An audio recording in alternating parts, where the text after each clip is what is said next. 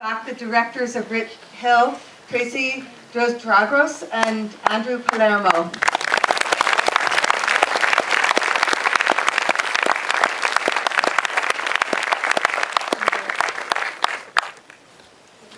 Yeah, it's really such a moving film, and you really get to the heart of these characters and these boys.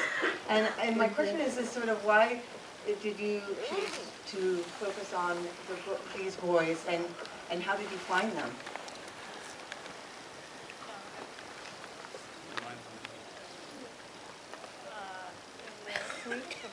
Where are you right? Oh, it's not working at all. Oh, there we go. Okay. Is it? Okay. I mean, it was a rather organic process. I mean, I think we cast a rather wide net. This was a place that we loved very much and had a strong connection to, but we didn't know who the authors of our story would be until we met these three kids and went home with them, and were really so welcomed. And also, there was a feeling that they really wanted their stories to be told. And that was kind of a perfect connection, and we felt, some urgency to tell their stories. And did you originally, Andrew, decide to focus on boys, or was that an organic process? Yeah, there was definitely sort of a process as well, that it happened. It wasn't a conscious decision that it would be these three boys and these three boys only. I think all the subjects really came alive for us when we went home with them, and like Tracy was saying, and met their families, and so by extension their mothers, and their sisters are all part of the thread of this film, and I think it's much richer for that. Absolutely. And I think their experience was also pretty unique. The things that they were grappling with as boys. And there's actually a film that we might do next, actually centered on a girl. So I think sometimes these things happen. And it's actually not a criticism. I think the focus of your film is actually what is so brilliant about it, is the fact that you take these three boys, you look at their families, you look at who they are, and you get to know them and understand them. Well, but I think, in exactly that way, we didn't want, we knew that we were shedding light on something that we felt it was important to shed light on, which was rural poverty in America. At the same time, we also knew that we wanted to tell a very intimate and personal story, and we didn't want to take an approach that we'd sometimes seen that was perhaps more from the head than the heart, and that meant we didn't have outside experts, or we didn't offer a lot of statistics. And in that same way, it wasn't going to be a cross-section of the community. We were going to really give you an insight into this particular perspective. So.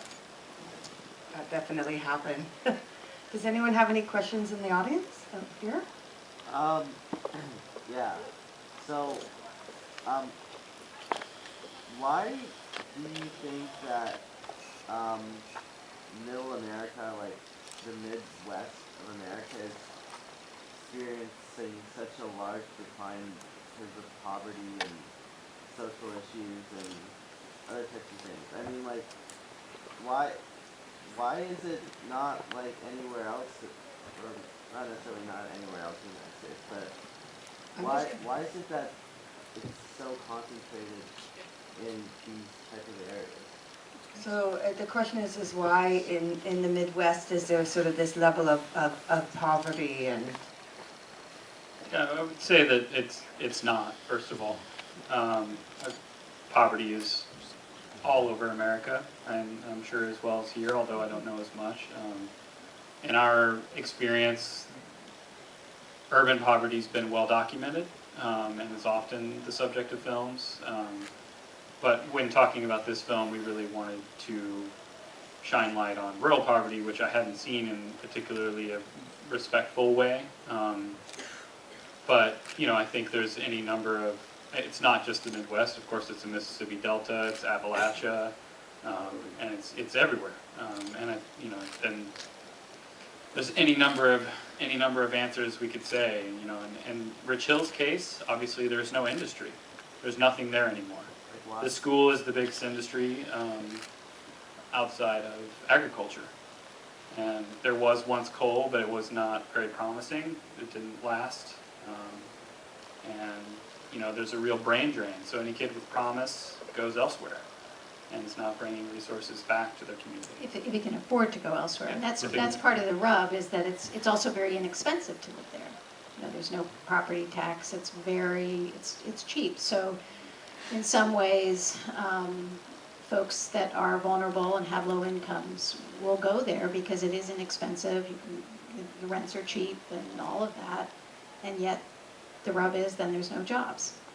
And maybe then there's not enough money for the gas to drive to the communities where there are jobs. So it's a bit of a cycle, and you know, I think part of working towards answers and as to why comes from just telling the stories and making it more visible. There was a question there, actually, first. Yeah, I think you had your hand up before. I'm just wondering if the kids themselves had any expectations of any changes in their life that might come about because of their presence for so long, and if their experiences lived up to it. I think Sean. Just repeat it. Yeah, Yeah, just that. Did the kids' lives change because of sort of being around them with the cameras and Yeah, making the film? I think, you know, we were very upfront with them that this is a documentary and that this is not, you know, American Idol, or, you know, we were very clear about the context of wanting to share their story, and they were also, when we would check in about what we were doing and how we were doing it and what it was, and remind them about what it was. I mean, it was quite clear, you know, you're telling it like it is. And I would say that that they saw the film before we shared it with any audiences, and they were their reaction was so much more positive than I think Andrew and I could ever hope. We were nervous about it. You know, we wanted to do right by them. But in their estimation, we really did right by them. You know, we told their truth, as Andrew said. He sometimes, he says he gives it 30 out of 4 stars. But you know, we didn't sugar. The other Andrew. The other Andrew.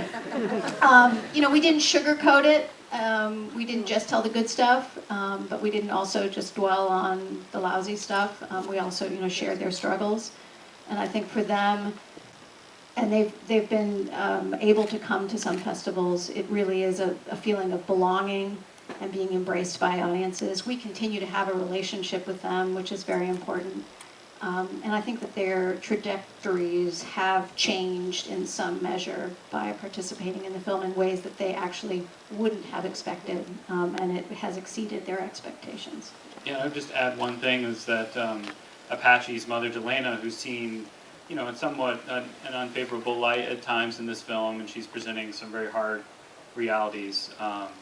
You know, and ultimately, I think she comes out on the other end in a very loving way. However, she, in screenings, has handled this very amazingly and has thought about the film in such a nice way. And she says for her that this film is a document now that it's not too late for her to change, and it's not too late for her to, you know, become a better mother. She's one of our greatest champions. It's really, yeah. That's wonderful when you make a film that can happen. How explain it that you first come into contact with Red Pill, and then how did you start having specific conversations with the character as you were going through the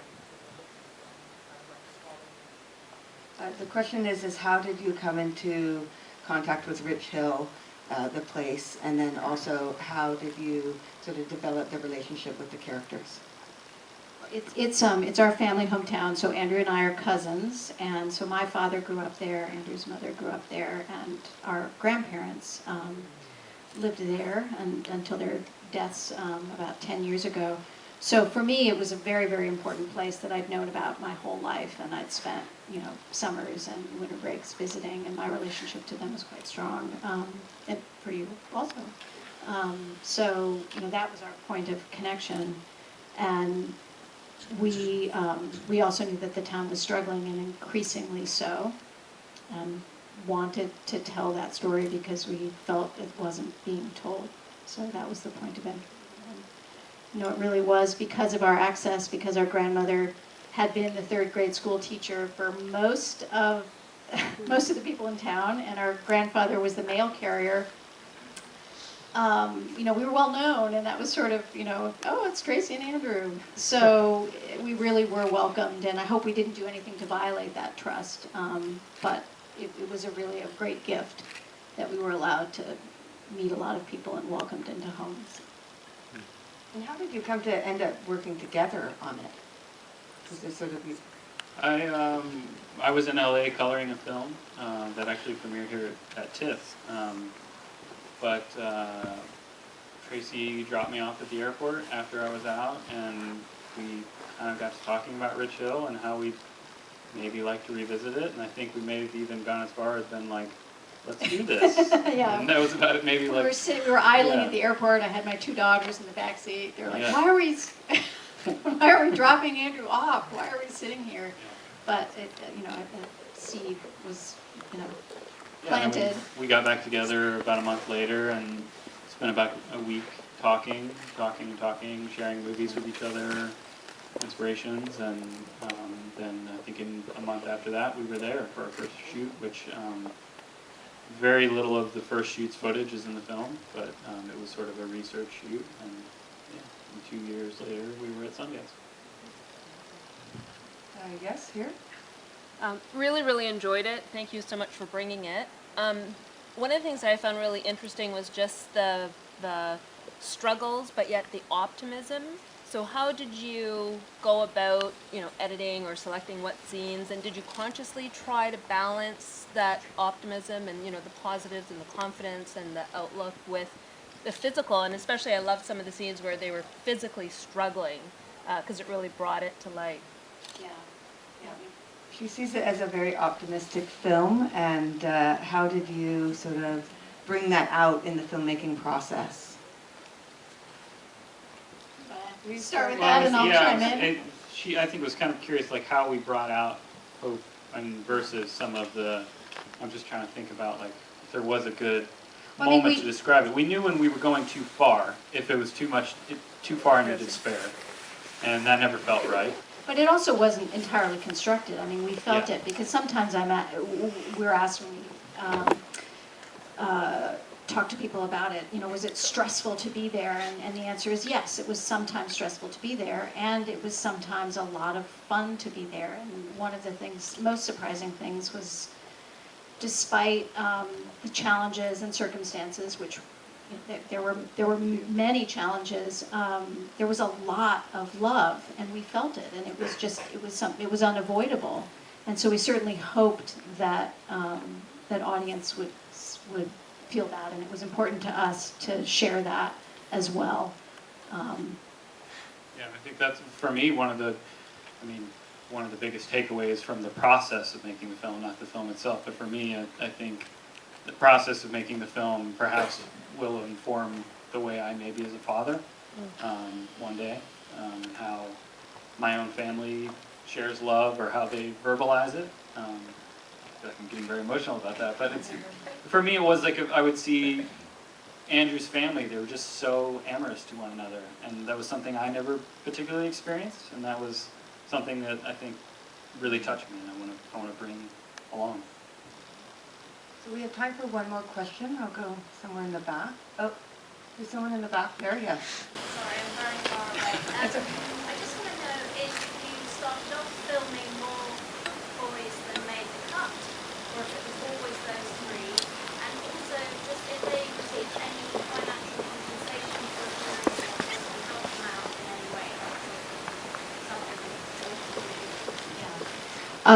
way.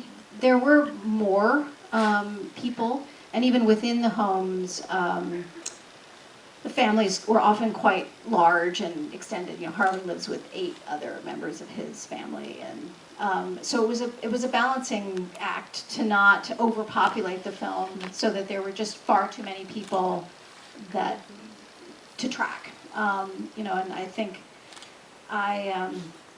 I would probably lean on the side to want to share more stories and, get as many, get as many people in as I could. But in the end, it was important not to lose you all and confuse you all. And so, we pared it down. But, in highlighting these three boys and their families, we hoped that, the stories of more boys and more girls and more families would be,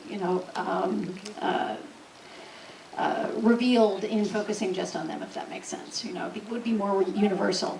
And in terms of the financial compensation, I mean, we've, many lunches and dinners and some, we are not wealthy folks ourselves, so we have not laughed to the bank with this. But certainly, if we had anything, to share, we would, and if there are profits, we will share it with them. You also spoke. I mean, changing their trajectories, I think, in some ways, is a very important thing that's happened to them. But in addition to that, there have been some sort of angels that have come into their lives as a result of seeing the film, and an audience like you have just, and at Sundance, family became involved in the Jewell family and is paying for college education for both Andrew and his twin sister Alyssa, and it's got them grocery cards, like an account at the grocery store, and laptops, and we've been able to help Harley with a certain recent. There's a lawyer that came forward who will be representing his mom, who goes before the parole board this summer. So that's a wonderful gift. My father-in-law is able to arrange for Harley, who has some medical problems and needs a second opinion. We've arranged for that so that he'll be able to, because otherwise he would not have received the medical care that he probably should have received. So, these three boys in particular also have something that in some ways is far more valuable than a cash payment that in some ways I wish we could have just made. But they have a kind of social capital that is something that many kids who don't have movies made about them don't have. And we hope will change their lives because of it. I have to end the Q&A now, but I know you wanted to say one more comment. Yeah, thank you so much for coming. I also wanted to thank our distributor, who is here somewhere at the Orchard, who's helping us put this film in theaters and DVD and all that. And it'll be in theaters, I think, in Canada as well. Yeah, so hopefully, Congratulations, and thank you very much.